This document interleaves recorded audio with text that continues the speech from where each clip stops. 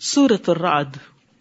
اعوذ باللہ من الشیطان الرجیم، بسم اللہ الرحمن الرحیم،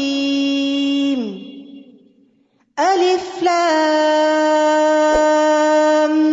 میم را، تلک آیات الکتاب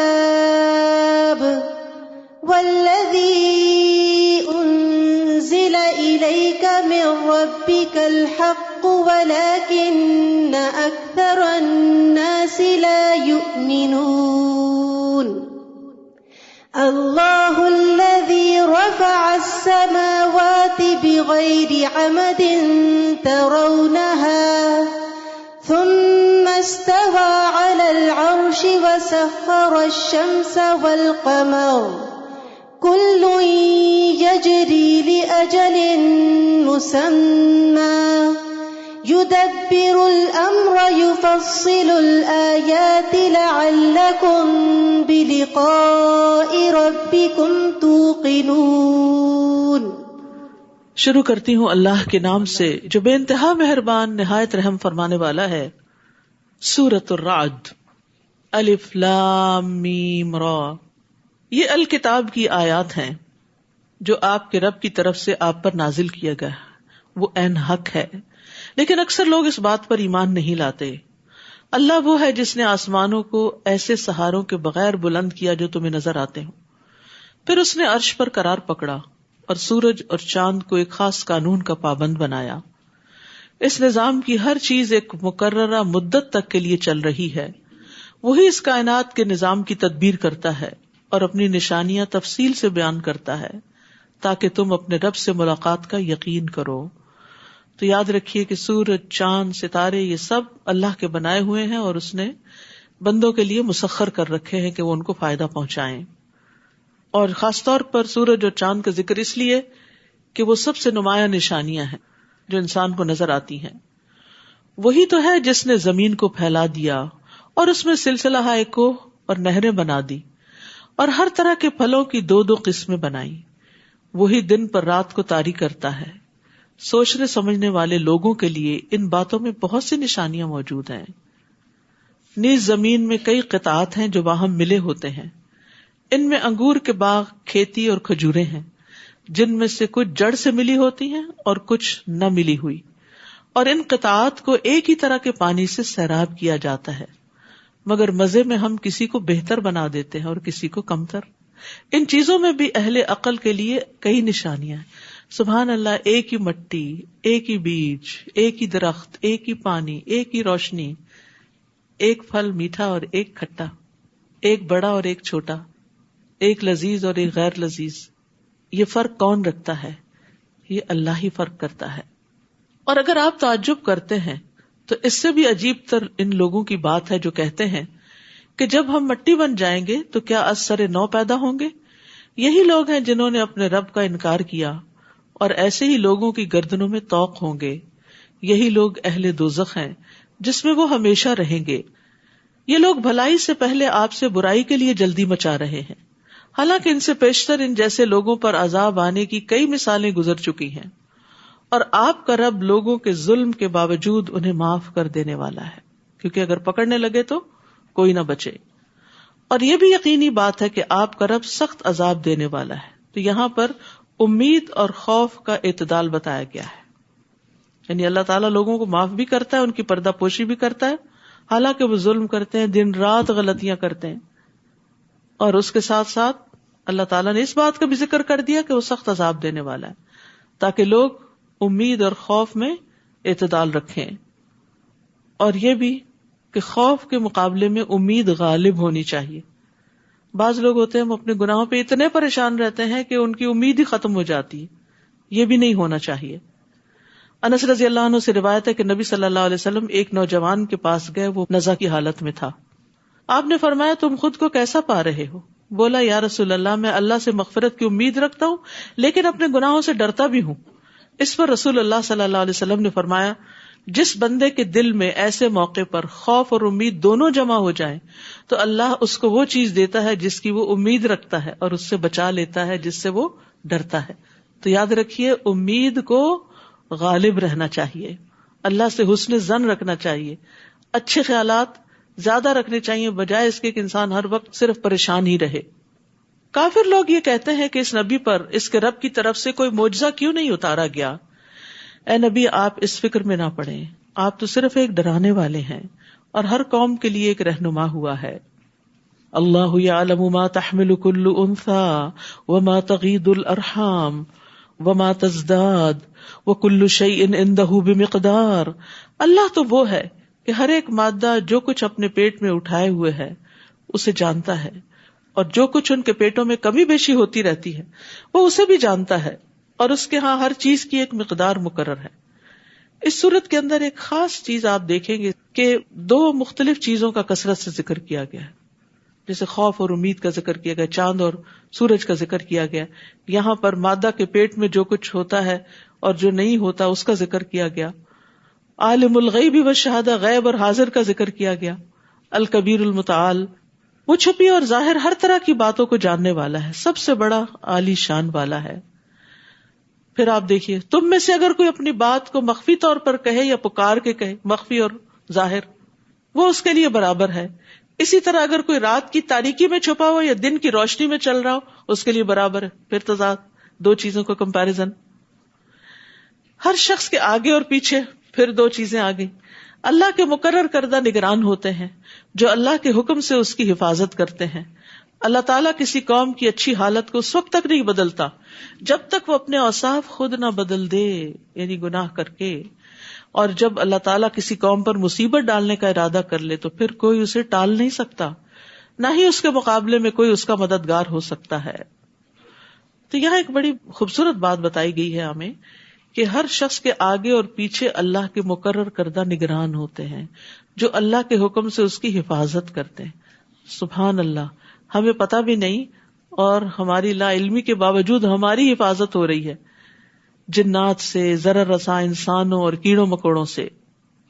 مجاہد کہتے ہیں کہ ہر انسان پر ایک فرشتہ مقرر ہے جو نیند کی حالت میں اور جاگتے ہوئے اس کی جنات, انسانوں اور کیڑوں مکوڑوں سے حفاظت کرتا ہے, سوائے اس چیز کے جس کی اللہ نے اجازت دی ہو تو وہ اس شخص کو پہنچ کے رہتی, وہ مصیبت آ جاتی. کعب احبار کہتے ہیں اگر اللہ عز و جل نے تم پر فرشتے مقرر نہ کیے ہوتے جو تمہارے کھانے, تمہارے پینے, تمہارے پردے کی چیزوں میں تمہارا دفاع نہ کرتے تو جن تمہیں اچک کے لے جاتے, یعنی جو تمہارے دشمن ہیں وہ تمہیں چھوڑتے نہ. اسی طرح اعمال ریکارڈ کرنے والے فرشتے بھی موجود ہیں اور وہ انسان کے اچھے برے سارے اعمال لکھ رہے ہیں, جمع کر رہے ہیں, ریکارڈ کر رہے ہیں. اور اعمال پر محافظ فرشتے بھی ہوتے ہیں.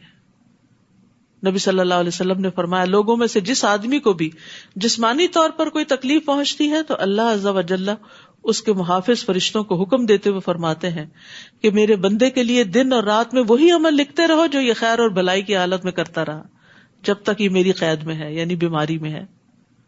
هو الذی یریکم البرق خوفا وطمعا, پھر خوف اور طمع کا ذکر ہے. وہی تو ہے جو تمہیں بجلی دکھاتا ہے جس سے تم ڈرتے بھی ہو اور امید بھی رکھتے ہو, اور وہی پانی سے بوجھل بادلوں کو اٹھاتا ہے. بادلوں کے گرجنے میں زمین والوں کے لیے امید بھی ہے اور وعید بھی ہے. جہاں انسان خوش ہوتا ہے وہاں ڈر بھی لگتا ہے کہ کہیں اگر اپنی حد کراس کر گئے تو عذاب بن جائے گا. وَيُسَبِّحُ الرَّعْدُ بِحَمْدِهِ وَالْمَلَائِكَةُ مِنْ خِيفَتِهِ, اور کڑک اس کی حمد کے ساتھ اس کی پاکی بیان کرتی ہے اور فرشتے اس کے ڈر سے اس کی پاکی بیان کرتے ہیں. اور رعد ایک فرشتے کا نام بھی ہے جو بادلوں کو چلاتا ہے. تو یہاں رعد اور ملائکہ پھر دو چیزوں کا ذکر ہے. وہی گرنے والی بجلیاں بھیجتا ہے جو اس پر ہی گرتی ہیں جس پر وہ چاہتا ہے. درحالے کہ وہ اللہ کے بارے میں جھگڑا کر رہے ہوتے ہیں, فی الواقع اس کی تدبیر بڑی زبردست ہے. لہو دعوت الحق والذین یدعون من دونہ لا یستجیبون لہم بشیء الا کباسط کفیہ الی الماء لیبلغ فاہ وما هو ببالغہ وما دعاء الکافرین الا فی ضلال. اسی کو پکارنا برحق ہے, اور جو لوگ اس کے علاوہ دوسروں کو پکارتے ہیں وہ انہیں کچھ بھی جواب نہیں دے سکتے, انہیں پکارنا تو ایسا ہے جیسے کوئی شخص پانی کی طرف اپنا ہاتھ اس لیے پھیلائے کہ پانی اس کے منہ تک پہنچ جائے، حالانکہ پانی کبھی اس کے منہ تک نہیں پہنچ سکتا۔ کافروں کی پکار بھی ایسی ہی گمراہ ہو جاتی ہے۔ یاد رکھیے کہ جب انسان اللہ کے علاوہ کسی اور بت، درخت، پتھر، پہاڑ، ستارے کو پکارتا ہے کہ میری مدد کرو، تو وہ تو سنتے ہی نہیں اور مدد بھی نہیں کرتے۔ یعنی غیر اللہ کے آگے ہاتھ پھیلانا ایسے ہی ہے جیسے پانی کے آگے ہاتھ پھیلا کے انسان پانی کو حکم دے کہ آؤ، تو وہ نہیں آتا۔ وَلِلَّهِ يَسْجُدُ مَن فِي السَّمَاوَاتِ وَالْأَرْضِ طَوْعًا وَكَرْهًا وَظِلَالُهُم بِالْغُدُوِّ وَالْآصَالِ، آسمانوں اور زمین میں جتنی بھی چیزیں ہیں چاروں ناچار اللہ کو سجدہ کر رہی ہیں، اسی طرح ان کے سائے صبح و شام سجدہ ریز ہوتے ہیں۔ طوعا وکرہن، پھر کمپیریزن۔ تو اس آیت میں سجدے کی حکمت بیان کی گئی ہے۔ آپ ان سے پوچھئے آسمانوں اور زمین کا رب کون ہے؟ کہہ دیجئے اللہ۔ پھر کہیے کیا تم نے ایسے معبودوں کو اپنا کارساز بنا لیا ہے جو اپنے بھی نفع و نقصان کا اختیار نہیں رکھتے؟ پھر پوچھئے کیا بینا اور نابینا برابر ہو سکتے ہیں؟ پھر کمپیریزن۔ کیا اندھیرے اور روشنی برابر ہو سکتے ہیں؟ پھر دو چیزیں، یا جنہیں ان لوگوں نے اللہ کا شریک بنا رکھا ہے، انہوں نے بھی اللہ کی مخلوق کی طرح کوئی مخلوق پیدا کی ہے جو ان پہ مشتبہ ہو گئی ہے۔ اللہ ہی ہر چیز کا پیدا کرنے والا ہے اور وہ اکیلا ہے، زبردست ہے۔ اسی نے آسمان سے پانی برسایا جس سے وادیاں اپنی اپنی وسعت کے مطابق بہنے لگیں، پھر نالے پر پھولا ہوا جھاگ آ گیا، اور جس چیز کو وہ زیور یا کوئی اور سامان بنانے کے لیے آگ میں تپاتے ہیں اس میں بھی ایسا ہی جھاگ ہوتا ہے۔ اسی طرح اللہ حق اور باطل کی مثال بیان فرماتا ہے۔ جو جھاگ ہے وہ سوکھ کر زائل ہو جاتا ہے، اور جو چیز لوگوں کو فائدہ دیتی ہے وہ پانی زمین میں رہ جاتا ہے۔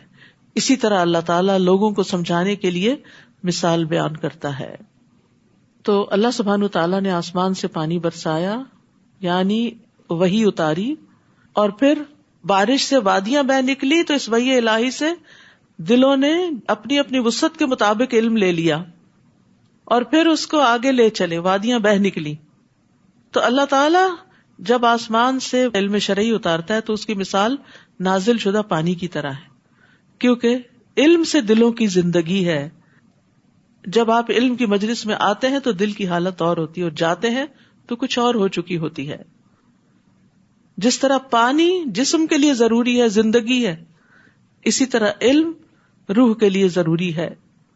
اور پھر کچھ لوگوں کے اندر خیر ہوتی ہے تو اس پانی کو اپنے اندر جذب کر لیتے ہیں، خود بھی اس سے فائدہ اٹھاتے ہیں اور دوسروں کو بھی فائدہ پہنچاتے ہیں۔ اسی طرح سونے چاندی کے میل کچیل کو بھی دور کیا جاتا ہے۔ جو خالص ہوتا ہے وہ فائدہ مند ہوتا ہے، جو جھاگ ہوتی ہے وہ ختم ہو جاتی ہے، اور سونا چاندی تپانے کے بعد خالص ہوتا ہے۔ تو اسی طرح انسان بھی آزمائشوں کی بھٹیوں سے گزرنے کے بعد کام کا بنتا ہے۔ للذین استجابوا لربہم الحسنی، جن لوگوں نے اپنے رب کا حکم مان لیا ان کے لیے بھلائی ہے، اور جنہوں نے نہیں مانا اگر وہ سب کچھ انہیں میسر آ جائے جو زمین میں ہے، بلکہ اتنا اور بھی تو وہ سب کچھ دے کر اللہ کی گرفت سے بچنے پر تیار ہو جائیں گے۔ یہی لوگ ہیں جن سے بری طرح حساب لیا جائے گا، ان کا ٹھکانہ دوزخ ہوگا جو بہت بری جگہ ہے۔ سول حساب ایسا حساب ہے جس میں انسان کے گناہوں کا محاسبہ اس طرح کیا جائے کہ کوئی بھی چیز نہ بخشی جائے، ڈیٹیلڈ انویسٹیگیشن کہ کوئی بھی کام کیوں کیا تھا۔ افمن یعلم انما انزل الیک من ربک الحق، کیا بھلا جو شخص یہ جانتا ہے کہ جو کچھ آپ کی طرف، آپ کے رب کی طرف سے اتارا گیا ہے وہ حق ہے، اس شخص جیسا ہے جو اندھا ہے مگر نصیحت و دانش مندی قبول کرتے۔ پھر کمپیریزن۔ اب یہ دانش مند کون ہے، عقل مند کون ہے؟ الذین یوفون بعہد اللہ ولا ینقضون المیثاق، جو اللہ سے کیا ہوا عہد پورا کرتے ہیں، عہد الست یا اس کے بعد لا الہ الا اللہ کا پڑھنا، اور مضبوط کیے ہوئے عہد کو توڑ نہیں ڈالتے، اور جن رشتوں کو اللہ نے ملانے کا حکم دیا ہے انہیں ملاتے ہیں، اپنے رب سے ڈرتے ہیں اور بری طرح حساب لیے جانے سے خوف کھاتے ہیں۔ تو یہاں صلہ رحمی کی طرف اشارہ ہے۔ ابن عمر کہتے ہیں جو اپنے رب کا تقوی اختیار کرے اور صلہ رحمی کرے اس کی موت میں تاخیر کر دی جاتی ہے، اس کے مال میں اضافہ کر دیا جاتا ہے، اور اس کے گھر والے اس سے محبت کرنے لگتے ہیں۔ سبحان اللہ. یعنی آپ رشتوں کے ساتھ احسان کا رویہ اختیار کرتے ہیں تو وہ آپ سے جواباً پھر محبت کا رویہ اختیار کرتے ہیں. رسول اللہ صلی اللہ علیہ وسلم نے فرمایا جو شخص صلہ رحمی کے لیے جتنا عطیہ دیتا ہے, جیسا گفٹ دیتا ہے, جتنا خرچ کرتا ہے, اللہ اس کے مال میں اتنا ہی اضافہ کر دیتا ہے. لیکن سب سے مشکل رشتہ داروں کو ہی دینا لگتا ہے. دوست احباب کو بھی تحفے تحائف دے دیتے ہیں, اوروں پہ بھی خرچ کر لیتے ہیں, اپنی ذات پہ بھی, اپنے بچوں وغیرہ پہ بھی, لیکن بہن بھائیوں اور ان کے بچوں اور جو بھی صلہ رحمی کے مستحق ہیں ان کا عام طور پر خیال نہیں رکھتے. رمضان شروع ہو رہا ہے, ہم سب کو ایک لسٹ بنانی چاہیے کہ ہمارے خاندان میں کون کون ضرورت مند ہے, اور اسپیشل گفٹ بھجوائیں. اور ان میں سے جو اچھے بھلے ہیں آپ ان کو عیدی بھی بھجوا سکتے ہیں. یعنی ضروری نہیں ہوتا کہ کوئی محتاج اور فقیر ہی ہو تو اس کو آپ نے دینا ہے. عیدی دینے کا فائدہ کیا ہوتا ہے کہ تعلق جڑ جاتا ہے, بچے خوش ہو جاتے ہیں, انتظار کر رہے ہوتے ہیں, اور مرنے کے بعد بھی آپ کو یاد کرتے ہیں کہ ہماری نانی ہمیں عیدی دیا کرتی تھی. تو دنیا میں بھی فائدہ, مال میں اضافہ, عمر میں اضافہ, اور آخرت کا حساب آسان. اور جنہوں نے اپنے رب کی رضا کے لیے صبر کیا, نماز قائم کی, اور اللہ نے جو کچھ انہیں دے رکھا ہے اس میں سے پوشیدہ اور علانیہ خرچ کیا, اور برائی کا بھلائی سے جواب دیا, انڈر لائن, برائی کا بھلائی سے جواب دیا, یہی لوگ ہیں جن کے لیے آخرت کا گھر ہے. بدسلوکی کے مقابلے میں حسن سلوک. تو انسان سے غلطی تو ہو جاتی ہے, تو ساتھ ہی انسان نیکی کر لے, اور اگر کسی کے ساتھ زیادتی ہو جائے تو اس سے سوری کر لے. نبی صلی اللہ علیہ وسلم کا اخلاق کیا تھا؟ ایک بدو نے آپ کی چادر اس طرح پکڑی کہ آپ کے جسم پہ نشان پڑ گیا. اس نے کہا مجھے بھی اس مال میں سے دیجیے جو اللہ نے آپ کو دیا. آپ دیکھ کے مسکرائے اور حکم دیا کہ اس کو کچھ دیا جائے. برائی کے بدلے میں بھلائی. ایسا کرنے والے بہت زبردست سودا کر رہے ہیں. جنات عدن یدخلونہا, وہ ہمیشہ قائم رہنے والے باغوں میں داخل ہوں گے, اور ان کے ساتھ ان کے آبا و اجداد, ان کی بیویوں اور ان کی اولاد میں سے جو نیک ہوں گے وہ بھی داخل ہوں گے, اور فرشتے جنت کے ہر دروازے سے ان کے استقبال کو آئیں گے. صبح و شام ان کو سلام کریں گے آ کے, سلام علیکم بما صبرتم فنعم عقبی الدار. کہیں گے تم پر سلامتی ہو کیونکہ تم نے دنیا میں مصیبتوں پر صبر کیا. صبر کا بدلہ جنت ہے. سو یہ آخرت کا گھر کتنا ہی اچھا ہے. وہاں مشکل ہوئی, کڑوے دن گزرے, لیکن انجام اچھا ہوا. کامیابی یہی ہے. اور اس کے برعکس دوسرا گروہ, پھر کمپیرزن ہے, جو لوگ اللہ سے کیے ہوئے عہد کو مضبوط کرنے کے بعد توڑ دیتے ہیں, اور جن رشتوں کو اللہ نے ملانے کا حکم دیا ہے انہیں کاٹ دیتے ہیں, اور زمین میں فساد برپا کرتے ہیں. ایسے لوگوں کے لیے لعنت ہے, اور ان کے لیے آخرت میں برا گھر ہے. استغفر اللہ. نہ اللہ کا حق دیتے ہیں نہ بندوں کا دیتے ہیں. دنیا میں بھی عذاب میں ہے, اور آخرت کا عذاب بھی منتظر ہے. اللہ جس کے لیے چاہتا ہے رزق کشادہ کر دیتا ہے, اور جس کے لیے چاہتا ہے کم کر دیتا ہے. اور یہ لوگ دنیا کی زندگی پر ہی ریجھ گئے ہیں, بس اسی کی فکر ہے. حالانکہ آخرت کے مقابلے میں دنیا کی زندگی ایک حقیر سا فائدہ ہے, سمندر کے مقابلے میں قطرہ بھی نہیں. اور وہ لوگ جنہوں نے کفر کیا وہ کہتے ہیں اس نبی پر اس کے رب کی طرف سے کوئی نشانی کیوں نہ اتاری گئی. آپ انہیں کہیے کہ اللہ نشانیاں دکھلانے کے بعد بھی جسے چاہے گمراہ ہی رہنے دیتا ہے, اور اپنی راہ صرف اسے دکھاتا ہے جو اس کی طرف رجوع کرے. یعنی وہ لوگ جو ایمان لاتے ہیں اور ان کے دل اللہ کے ذکر سے مطمئن ہو جاتے ہیں. یاد رکھو دل اللہ کے ذکر سے ہی مطمئن ہوتے ہیں. تجربہ کر کے دیکھ لیجیے, جب دل گھبرا رہا ہو تلاوت شروع کر دیجیے, کرتے رہیے جب تک کہ چین نہ آ جائے, اٹھیں اور آپ ہلکے نہ ہو جائیں. تو ایمان والوں کے دل اللہ کے ذکر سے یقیناً اطمینان پاتے ہیں. ہاں اگر ایمان کی کمی ہو, اللہ سے بدگمانی ہو تو پھر اور بات ہے. تو یہاں اللہ کے ذکر پر ثابت قدمی کی طرف توجہ دلائی گئی ہے. اور اگر ذکر سے دل مطمئن نہ ہو تو اپنے ایمان کا جائزہ لینا چاہیے. جیسے قالت الاعراب آمنا قل لم تؤمنوا ولكن قولوا اسلمنا ولما يدخل الايمان في قلوبكم. دیہاتی کہتے ہیں ہم ایمان لائے, کہہ دیجئے تم ایمان نہیں لائے, یہ کہو ہم مسلمان ہو گئے. ہم بھی پیدائشی مسلمان ہیں, شعوری ایمان تمہارے اندر کم ہی داخل ہوتا ہے. اگر وہ ہو تو ذکر لازماً فائدہ دے. اور ابھی تمہارے دلوں میں ایمان داخل نہیں ہوا. جب ایمان ہی داخل نہیں ہو تو اطمینان کہاں سے داخل ہو؟ اور یاد رکھیے راحت پانے کا سب سے بڑا ذریعہ قرآن ہے. یہ ایمان کی مشل ہے، اطمینان کا راستہ ہے. اور ذکر کرنے والے اور نہ کرنے والے کی مثال زندہ اور مردہ کسی ہے. کون ہے یہ ذکر کرنے والے؟ الذین آمنوا وعملوا الصالحات. صرف ذکر ہی نہیں کرتے، نیک عمل بھی کرتے ہیں. جو لوگ ایمان لائے اور انہوں نے نیک عمل کیے ان کے لیے خوشحالی بھی ہے اور عمدہ ٹھکانہ بھی.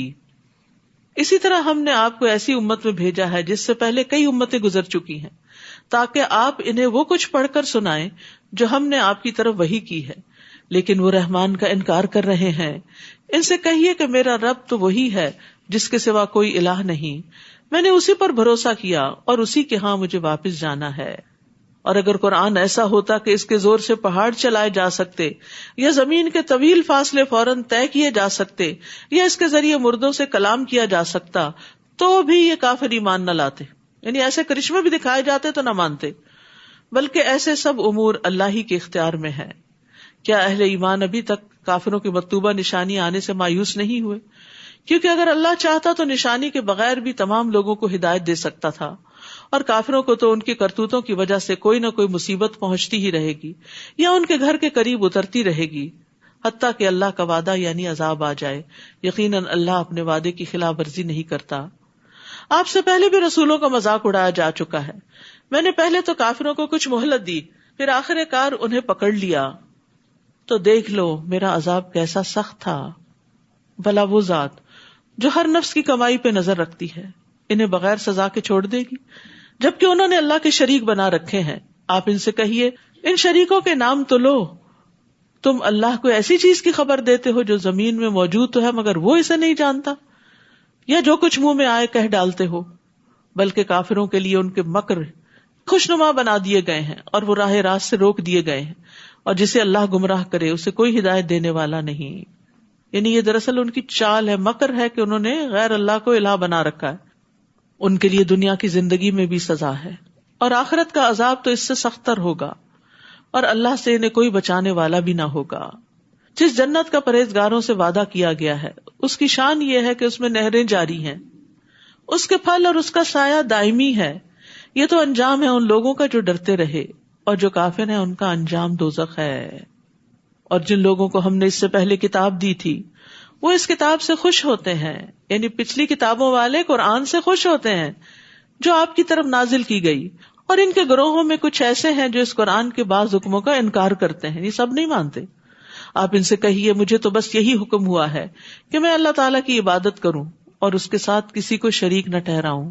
میں اسی کی طرف بلاتا ہوں اور اسی کے ہاں مجھے جانا ہے. اسی طرح ہم نے اس قرآن عربی کو محکم بنا کر اتارا ہے.